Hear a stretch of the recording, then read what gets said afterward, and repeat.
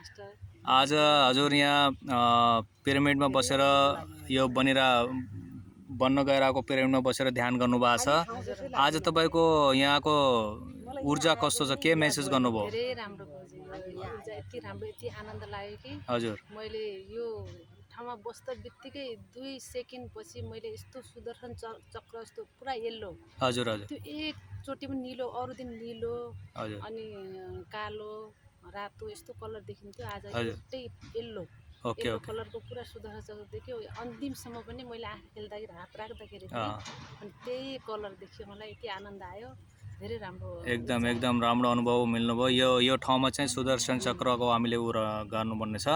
धेरै धेरै धन्यवाद पिरामिड मास्टर।